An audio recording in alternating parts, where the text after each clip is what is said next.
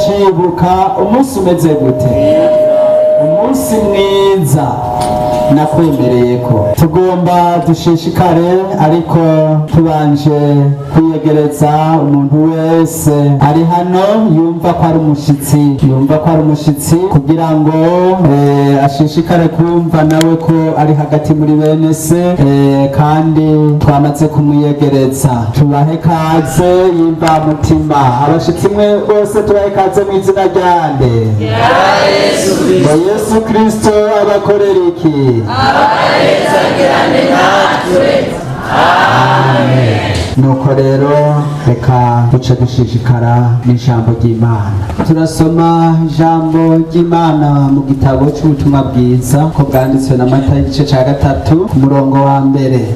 Intangamarara iravuga ngo Yohana umubatizi yigisha abatiza. Muri iyo minsi haza Yohana umubatizi yigishiriza mu bugaragwa bw'Yudaya, kandi ati mwihane kuko ubwami bwo mu ijuru buri hafi. Uyu niwe yavuze na Yesaya yavugishwa n'Imana ati ijwi ry'usemerera mu bugararwa ati nimutegure inzira y'Uhoraho, mugorore iz'ibihamo ziwe.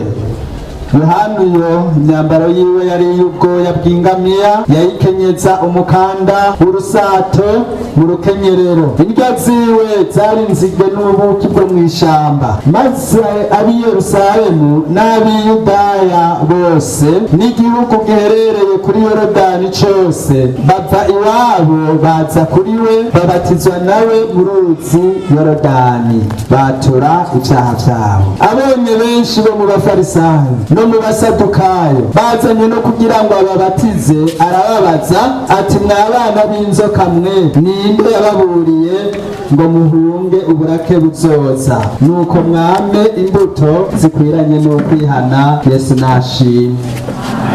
N'aya majambo twishimikije kuri uyu munsi, aba banyagice bagomba babatirizwe. Twishimikije amajambo tubona avuga mwo umubatizo tugiye kubatiza aba kuri uyu munsi. Uyu mubatizo uyu munsi tubatiza ni umubatizo watangujwe na Yohana. Yohana niwe yatanguje uyu mubatizo, hanyuma ishengero ry'Imana naryo rishishikara kubatirizwa no gushika kuri uyu munsi. Haraboneka umunago mushasha uvuye hariya mw'isi, hanyuma bakabatirizwa nk'uko Yohana yabitanguye. Yohana rero turabona uko yigisha abantu ababwira ngo mwihane kuko ubwami. Abantu rero ko Yohana yigisha asemerera ari mu bugaragwa, kandi aho mu bugaragwa hari ahantu kure y'ibisagara vy'i Yudaya n'i Yerusalemu n'ibihugu vyari bihaherereye, ariko yari afise ijwi ryasemerera cane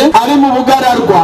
Abo hirya no hino Yudaya n'i Yerusalemu n'ibindi bihugu vyari vyegereye abantu bakumva ijwi ryiwe, ariko asemerera ngo nimwihane muve mu vyaha vyanyu, ubwami bwo mw'ijuru buri hafi, ugabitanye reka ibigabitanyo vyiwe. Abantu bati reka tugende kumviriza uwo muntu avugira mu bugaragwa ivyo ariko arasemerera, turumva ko ari ibintu vy'ikimazi twovyumviriza. Ngo hirya no hino rero abantu b'i Yerusalemu n'ab'i Yudaya no mu bihugu bihegereye bava hirya no hino baza kuri Yorodani basangaho Yohana kugira ngo bature ivyaha vyabo, hanyuma babatirizwe. Uyu munsi rero iki gikorwa kiracakore. Abantu bavuye mw'isi hanyuma bakumva umuhamagaro wo kwihana, baraza bakiga inyigisho zijanye n'ukwihana kugira ngo bihane kandi bakatura ivyaha vyabo.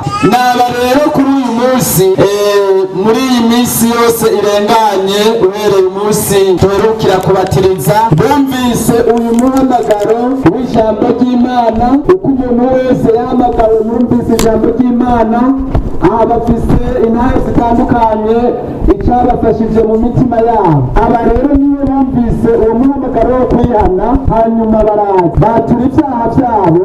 Uyu munsi bakaba bagomba kugira ngo bagere ikirenge mu ca Yesu babatirizwe. Ico tugomba kuvugana ko rero kindi twongerako n'iri jambo kubatizwa arabaje kugira ngo bagere ikirenge mu cya Yesu, kuko Yesu Kristo nawe yabatirijwe na Yohana. Iri jambo rero kubatizwa turabona ko ari ijambo rikomoka mu rurimi rw'Ikigiriki batizo ni ukuvuga kwibiza, canke mu rundi rurimi plonge, immerge, kwibiza mu mazi. Uyu niwo mubatizo rero twebwe abagera ikirenge mu cya Yesu Kristo tubatiza kugira ngo duce aho Yesu yaciye, twigire kuri Yesu uko yabatirijwe. Yamanutse mu ruzi Yorodani, aribizwa muri Yorodani, arabatirizwa.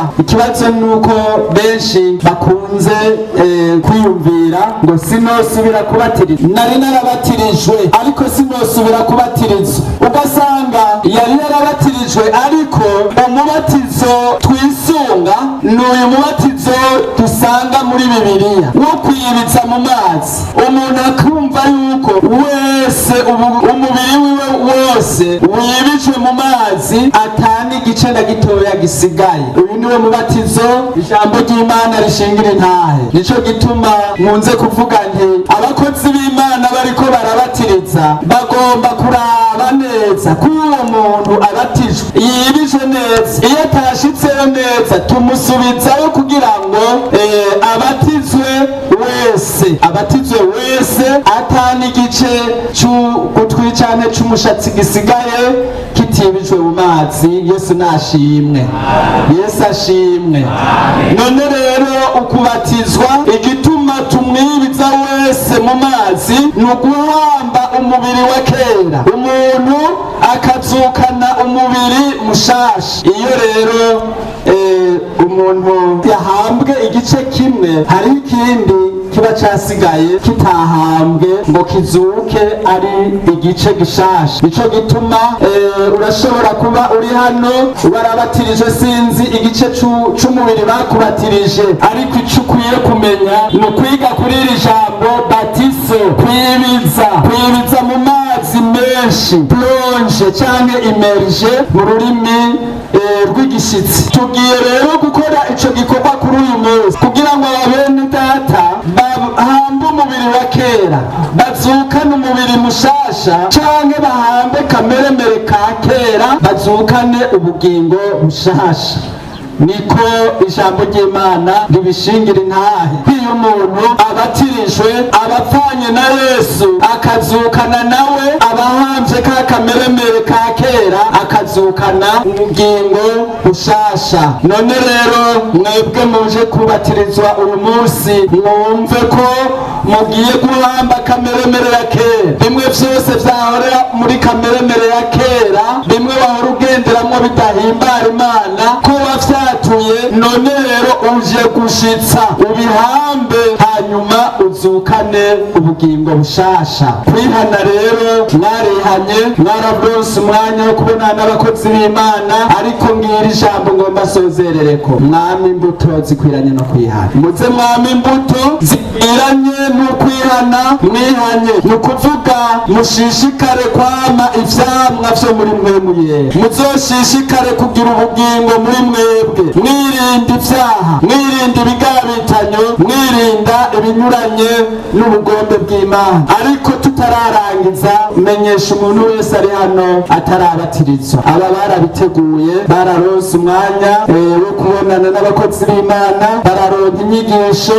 Suko uri hano wumvise iri jambo ry'Imana woca ubisaba uyu munsi ngo uce ubatirizwa, uzobitegura, hanyuma ubonane n'abakozi b'Imana, bazokwereka urutonde ingene bukwiye kugenda kugira ngo nawe wumve yuko wageze ikirenge mu ca Yesu Kristo, kuko wumva ko wizeye Yesu. None uwo wizeye yabatirijwe mu mazi menshi, nawe ko ukwiye kugera ikirenge mu ca Yesu, uzobitegura kugira ngo nawe ibi ababene data bagomba bakorerwe kuri uyu munsi, nawe uzubishikeko. N'aya majambo y'Imana abayumvise mwese, Yesu abahezagire.